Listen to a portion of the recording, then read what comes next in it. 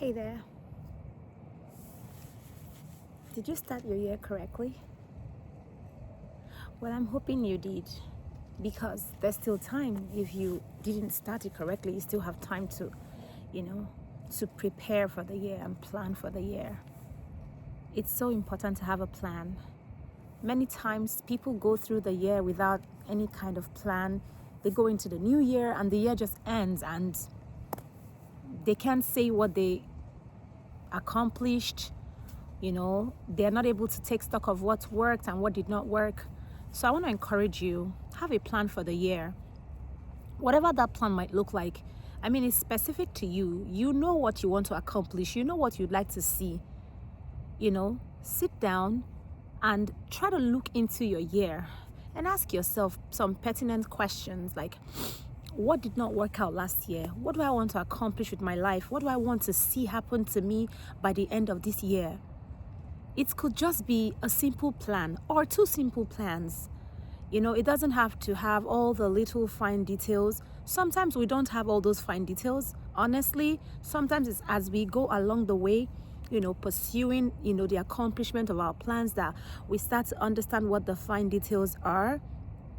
And of course, even best when you're someone who prays, a person who has faith in God and trusts God for the step-by-step process. But have a plan. Don't go through your year without a plan. It could be one or two major things that you'd like to accomplish, that you'd like to realize by the end of the year, and then everything else can just branch off of this plan.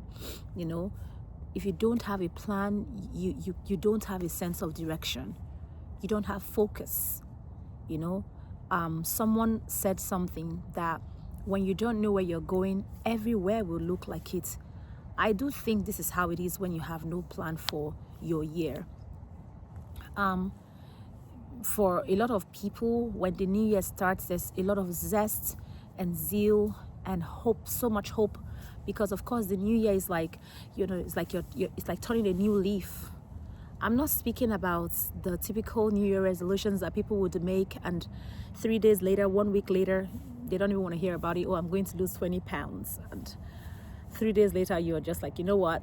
This is too hard to do. No, I'm talking about purposefully and intentionally putting pen to paper, writing something down and saying, this and this and these are things that I'd like to see happen by the end of the year, or even mid-year.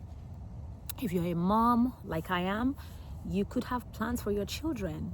Maybe there are habits that you'd like to help them get rid of, and then you start to teach them the steps that you're going to take toward accomplishing these.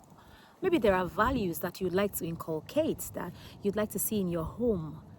Put it down, write it on a paper, write it somewhere. Don't let it just be in your head, in your thoughts. No, there is something about writing down.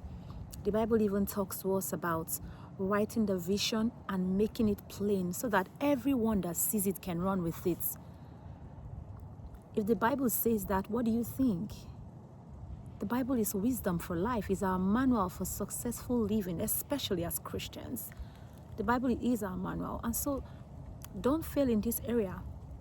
There's still time, yes. Don't say it's already January, the 13th. No, write it down. These are the things I'd like to see in my life. These are the things I'd like to accomplish. This is where I'd like to get to. These are the ways I'd like to improve myself. Whatever the plans are, they are peculiar and unique to you, and you don't have to compare yourself with someone else. And let me say this, don't be discouraged by how your last year went. It's last year, okay? You have a fresh start, a fresh opportunity to build yourself, to build your life, to move forward. Don't let what happened in your past hold you down. There's so much ahead for you. If you went through pain or despair, I encourage you, don't let it hold you down.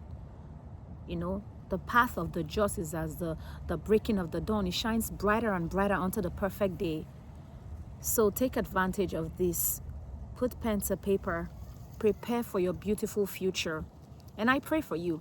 Somehow, if you had a rough year last year, I pray for you that if you're watching this, that you are encouraged and that you are strengthened to move forward. to take steps in the direction that is just forward and upward only. That the pains will not repeat themselves, that the sadness will not repeat itself. The most important thing is for you to keep moving forward, keep going forward, okay? And if you have children that are old enough to do this, encourage them to write. There's just something really powerful about writing down, what you want to do. It gives you a sense of focus, like I said earlier, a sense of direction. You are going somewhere. And so everything else that you're going to do will somehow take some kind of center here. And then before you know it, when the year ends, you're able to actually take stock and see, oh, what did I not do concerning this matter? What did I do about it? The only thing you should not do is nothing. Okay? Well, so much said. I hope that this has been an encouragement to you. If you like stuff like this, you can subscribe to this channel. Yeah. And I really do hope that you have a great year. I hope you have a fruitful year. No matter what you do, Jesus is Lord. I encourage you, when you have made your plans, pray over them and trust God with your life. It's the best thing you can do. Until I come your way again, I hope you have a great rest of your week, rest of your month, and rest of your 2026. I love you. Bye. Mwah.